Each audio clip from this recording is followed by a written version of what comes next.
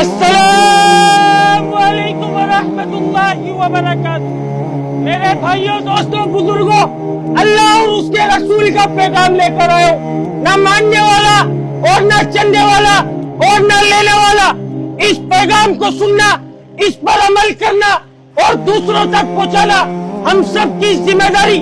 اور یہ ذمہ داری ہمارے باپ نے ہم پر نہیں لگائی، کسی عالم دین نے، کسی مفتی نے ہم پر نہیں لگائی، یہ ذمہ داری اللہ تعالیٰ نے ہم سب پر لگائی ہے۔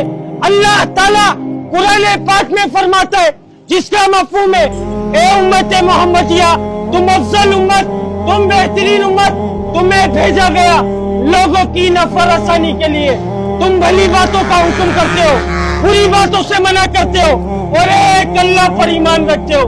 الحمدللہ ادھر سب کون ہے میرے بھائی؟ ادھر سب کون ہے میرے بھائی؟ الحمدللہ ہم سب مسلمان، ہم سب نے عظیم و شان کلمہ پڑھا، لا الہ الا اللہ محمد رسول اللہ۔ اس کلمے کے اندر ہماری روح نے عالم ارواح کے اندر اس دنیا میں آنے سے پہلے اللہ سے اقرار کیا تھا، وعدہ کیا تھا کہ اللہ ہم دنیا میں جائیں گے، تیرے حکم کو مانیں گے، تیرے نبی کے طریقوں کے اوپر زندگیوں کو گزاریں گے۔ لیکن جب دنیا میں آئے، خدا کی قسم ہم لوگوں نے ایسا نہیں کرا، ہم لوگوں نے ایسا نہیں کرا، ہم نے اس کا الٹ کرا۔ کیا کرا؟ اس کی بتیوں کو دیکھا، اس کی چمک کو دیکھا، اس کی غلاظت کو دیکھا، اس کے قدر کو دیکھا، اور دیکھ کر اس کی گندگی کے اندر اپنے منہ کو ایسا مارا، ایسا مارا، ایسا مارا جیسے یہ ہمارا ٹھکانہ، ہمیں ادھر لے کر جانا ہے، ہماری عیاشی کا ڈائیے، جتنی عیاشی کرنی ہے ہمیں ادھر کرنی ہے، آخرت میں جو ہوگا دیکھا جائے گا۔ ایسے ہر انسان بے فکر ہو کر بیٹھا ہوا ہے۔ اور میرے نبی، آپ سب کے نبی فرما رہے، جس کا مفہوم ہے کہ دنیا مسلمانوں کے لیے، میرے بھائی مسلمانوں کے لیے قید خانہ اور کافروں کے لیے جنت۔ نعوذ باللہ، کافروں کے ساتھ ساتھ ہم لوگ اس کو اپنی جنت، اپنی عیاشی کا اڈا سمجھ بیٹھے۔ میرے بھائی، دنیا ہمارا ٹھکانہ نہیں ہے، ہمارا ٹھکانہ وہ آخرت کا گھر ہے میرے بھائی، ہمارا ٹھکانہ وہ جنت ہے میرے بھائی۔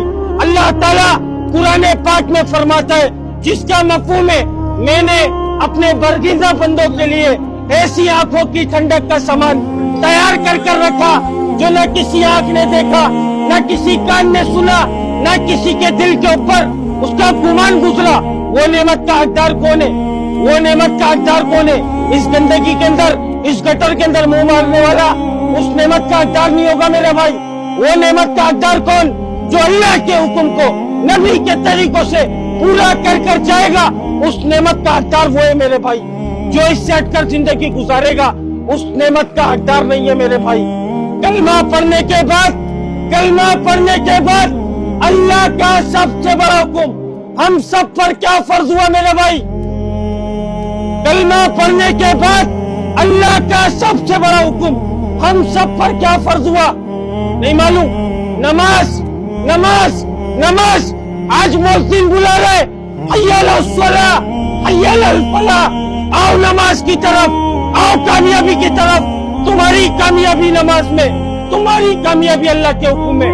خدا کی قسم ہمارے بھیجوں میں یہ بات نہیں گھس پا رہی، ہمارے دماغ کے اندر جو کیڑا ہے نا، وہ ہمارے کو بتا رہا ہے، تیری کامیابی مال کے اندر، تیری کامیابی دکان میں، تیری کامیابی کسی کے تلووں کو چاٹنے میں، اور دنیا کے کھلے اور گندے لفظوں میں بولوں نا تو ہمارا دماغ ہمارے کو بتا رہا ہے تیری کامیابی اٹھائی گیری کے اندر ہے، اٹھائی گیری کرے گا تو کامیاب ہو جائے گا۔ نہیں میرے بھائی، ہماری اصل کامیابی، 100% کامیابی اللہ کے حکم کو نبی کے طریقوں سے پورا کرنے میں، اور وہ نماز ہے میرے بھائی۔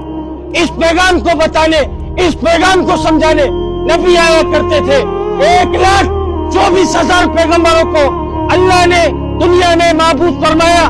جتنے بھی نبی آئے سب نے ایک ہی بولا کو بولا، ایک ہی بات کی دعوت دی، اے لوگو اللہ کی مانو، اللہ کو جانو، پڑھ لو کلمہ لا الہ الا اللہ، کامیاب ہو جاؤ گے۔